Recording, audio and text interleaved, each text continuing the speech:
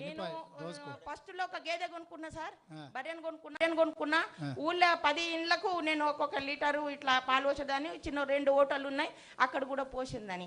లీటర్కి ఎంత వస్తుంది సరే? ఎన్నో శాతం బట్టి వస్తుంది సార్. అవును, ముందు అయితే 25-20 రూపాయలు, ఇప్పుడైతే బాగానే 60-50 రూపాయలు ఇట్లా వస్తాయి సార్ లీటర్. ముందుకైతే చాకలి ఐలమ్మ పేరు విన్నవా? ఇస్నూరు దొరల మీద కొట్లాడింది ఆమె కూడా. ఊర్లో ఇట్లనే చిన్న భూమి ఉండి వ్యవసాయం చేసుకున్నట్టు ఆమె భూమి గుంజుకుంటే ఊకోలే, తిరగబడి కొట్లాడింది. రోజు రాష్ట్రంలో దేశంలో పేరు తెచ్చుకున్న చాకలి ఐలమ్మ అని. సుశీలమ్మ, నువ్వు కూడా కష్టపడి బాగా అందరికి ఆదర్శంగా నిలబడు, పిల్లల్ని బాగా చదివించుకో.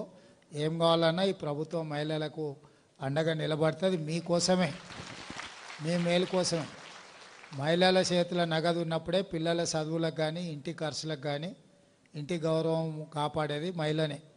అందుకే ఈ సంఘాలన్నీ పెట్టినాం. ఇవాళ కూడా మేమందరం బట్టి విక్రమార్క సార్ గారు సారే మొత్తం ఖజానా మొత్తం సార్ దగ్గరనే ఉంది. మీకేం జీరో వడ్డీ ఇవ్వాలన్నా, మీకేం ఇవ్వాలన్నా సారే ఇవ్వాలి. మళ్ళీ మీరు నాకు చెప్పినా నేను సార్ని అడగాల్సిందే. అందుకోసమనే సార్కు గట్టిగా పెద్ద సప్పట్లతో స్వాగతం పలుకోరు. Okay sir. అక్కడ జిల్లా మండల సమాఖ్య అధ్యక్షురాలు చేసిన కాబట్టి జిల్లా సమాఖ్య జనవికాస జిల్లా సమాఖ్యకు కూడా అధ్యక్షురాలు అయినాం. 2007లో ఇక్కడ అన్ని చక్కగా పనులు చేస్తున్న అందరు పేదవాళ్లకు బయట తీసి అందరు గ్రూపులు చేసిన కాబట్టి నెల్లూరులో సోనియా గాంధీ వచ్చినప్పుడు నన్ను ఇక్కడ నుంచి తీసుకెళ్ళిండు. నెల్లూరులో సోనియా గాంధీ అమ్మ వచ్చినప్పుడు, అమ్మ నువ్వు ఎందుకు వచ్చినావు ఇక్కడ అన్నది. అమ్మ మా హక్కులు అడగదానికి వచ్చినాము, మేము పేద కుటుంబాలకు వెళ్ళి వచ్చినాము, మాకు ఏదో ఇంత సాయం అవుతుంది అని అడగదానికి వచ్చినామని సోనియా గాంధీ అమ్మతో మాట్లాడినా.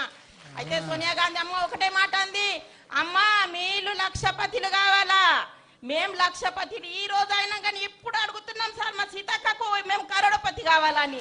మా పిల్లలు లక్షపతితో సాతగా, మా పిల్లలకు లక్షపతి కాదు అమ్మా, ఇవాళ రేపంటే చాలా కష్టమైతుంది. అందుకే మేము సీతక్కకు సాయంతోనే అడుగుతున్నాం. ఎందుకంటే మా చేతుల్లో అయోధ్యలు ఉన్నాయి, మేము యుద్ధంకు తయారన్నా కానీ మాకు విద్య రాదు సార్, మాకు నేర్పించాలా చాలా చాలా నేర్పించాలా. ఓకే సార్, మాకు ఏదన్నా తప్పు మీకు ఇన్ఛార్జ్ గా సీతక్క నేసినాం ఆదిలాబాద్ లో. మీ ఆడబిడ్డ ధన్యవాదాలు సీతక్కకు, ఇంకొకసారి గట్టిగా చెప్పండి. చివరగా సార్, గతంలో అప్పులతో ఈదిన కుటుంబం ఇప్పుడు ప్రస్తుతం 5 మిషన్, ఒక్క మిషన్ తో స్టార్ట్ అయ్యి 7 కుట్టు మిషన్లతో 5గురికి ఒక్కొక్కళ్ళకి 15,000 రూపాయలు తనే జీతం ఇస్తుంది. 75,000 రూపాయల జీతం ఇచ్చే స్థాయికి ఎదిగింది. ఈమె ఎవరో కాదు, మామిడిగూడ గ్రామం, ఇంద్రవెల్లి మండలం, మన గోకుల గారు. గట్టి చప్పట్లతో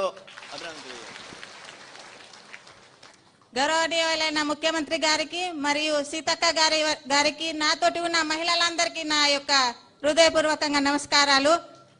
నేను ఆంధ్ర ఎస్టీ ఆదివాసిని కాబట్టి అందరికీ రామ్ రామ్. నేను మొదట ఈ సంఘంలో చేరడానికి కారణం ఏంటంటే, నాకు అత్తమామలు లేరు, నాన్న లేడు. కాబట్టి 2009లో మ్యారేజ్ అయిన తర్వాత ఎవరు అప్పు అడిగినా డబ్బులు ఇవ్వకపోవడం వలన మా ఊర్లో ఉన్న మహిళల వాళ్ళతో తెలుసుకొని సంఘంలో చేరితే ఎలా ఉంటుంది, మరి వాళ్ళు అప్పిస్తారా అనుకునే సమయంలో ఒక 10 మందిని చేసి నేను ఒక గ్రూప్ తయారు చేసినాము.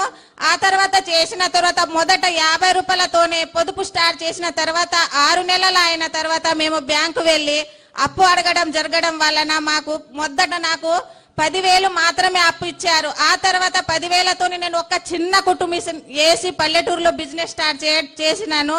కానీ ఈ నేటి సమాజంలో ఒక మిషన్ తోని ఒక్కరే పని చేస్తే మాత్రం ఏ పని డబ్బులు అవసరం తీరుతలేదు. కాబట్టి అందుకే ఇంకా మా ఆయనను కూడా నేను ఒక వృత్తి ఆయనకి ఇంకా నేను కుట్టుకుంటూ ఆయనకు వేరే వాళ్ళ దగ్గర నేర్పించడం జరిగింది. అదే తర్వాత ఇంకా లోన్ అవసరం అని అప్పు బ్యాంక్ నుంచి ఇంకా తీసుకున్నాను. ఆ తర్వాత 30,000 అప్పు నేను కూడా పట్టుకున్న 30,000తోని ఒక ఆటోమేటిక్ మిషన్ తీసుకోవడం జరిగింది. ఆ ఆటోమేటిక్ మిషన్ ద్వారా ఎక్కువ బట్టలు కుట్టుకొని ఎక్కువ డబ్బులు సంపాదించుకోవచ్చు అని. ఆ తర్వాత అలా చేస్తూ మండల్ లెవెల్లో నేను పల్లెటూరు నుంచి ఇందరవెల్లి మండల్లో షాప్ వేసుకున్నాను.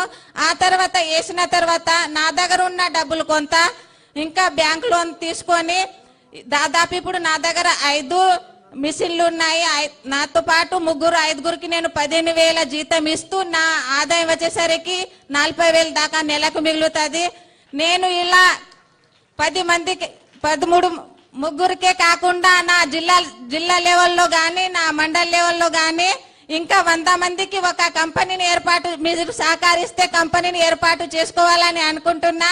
నేను ఇద్దరికి జీవనోపాధి కల్పించడం వల్ల నాకు వివోగా మెంబర్ చేసిండ్రు. ఆ తర్వాత మండల సమైక్యలో అధ్యక్షురాలుగా జిల్లా సమైక్య ఇంకా నేను కోశాధికారిగా ఉన్నాను సార్. అందుకే తల్లి నువ్వు చేస్తున్న పని ఇప్పుడు ఏదైతుందో మన హాస్టళ్లలో ఉండే పిల్లలు స్కూల్ పిల్లలకు బట్టలు ఇస్తారు కదా, ఈసారి పెద్ద పెద్ద కంపెనీలకు ఇవ్వకుండా ఈ ఎస్హెచ్జి గ్రూపులు ఈ ఆడబిడ్డలకే రాష్ట్రమంతా ఇవ్వాలని ప్రభుత్వం నిర్ణయం ఇంకా తీసుకున్నది. ఈ మహాలక్ష్మి పథకం ద్వారా ఇంకా 5,000 ఎక్స్ట్రాగా ఆదాయం మిగులుతుంది సార్ రానువైన ఖర్చుల ద్వారా. బస్సు ఫ్రీ బస్సు ఎక్కుతున్నారా? బస్సు ఎక్కుతున్నారా అమ్మా? అందరు బస్సులో ఎవరైనా టికెట్ అడుగుతురా? ఏం లేదు కదా. సంతకు వచ్చినా ఆదిలాబాద్కు పోయినా ఇంద్రవెల్లికి పోయినా ఏడుకోయినా ఫ్రీ బస్సులో పోతురు కదా. కేసులాపూర్ దేవుని దర్శించుకున్న ఫ్రీగా వస్తురు కదా, అందరు వాడుతురు కదా. కానీ నిన్నమన్న బీఆర్ఎస్ వాళ్ళు ఆడపిల్లలకు ఫ్రీ బస్సు వద్దు బంధు పెట్టుర్రి, ఆటో వాళ్ళకు వెళ్తలేవు అని చెప్పి రోజు పంచాయతీ పెట్టిరమ్మ. ఏమన్నా కలిస్తే అడుగుని ఆడబిడ్డలకు ఫ్రీ బస్సు ఇస్తే వాళ్ళకి ఎందుకంత కడుపు నొప్పి వేస్తుందో ఎందుకంత కష్టం వచ్చిందో చెప్పుర్రి. ఆడబిడ్డలను ఆత్మగౌరవంతో బతకాలనేదే మన అందరి ఆలోచన. ఇవాళ బట్టి సారు మీకు ఉత్తి చేతులతో రాలే, 60 కోట్ల రూపాయలు బ్యాంకు లింకేజ్ చేయడానికి వచ్చిండు. ఇప్పుడు చెక్ ఇస్తాడు సార్ 60 కోట్లది మీకు. మీకోసమే ఈ ప్రభుత్వం ఉంది. సోనియమ్మ ప్రభుత్వం ఇది, ఇందిరమ్మ రాజ్యంలో ఆడబిడ్డలనే. అందుకే ఇవాళ మొట్టమొదటి ప్రభుత్వ కార్యక్రమం ఆడబిడ్డల దగ్గరకు వచ్చినాం. మొన్న 7,000 మంది ఆడబిడ్డలకు ఉద్యోగాలు ఇచ్చినాం, స్టాఫ్ నర్సు ఉద్యోగాలు.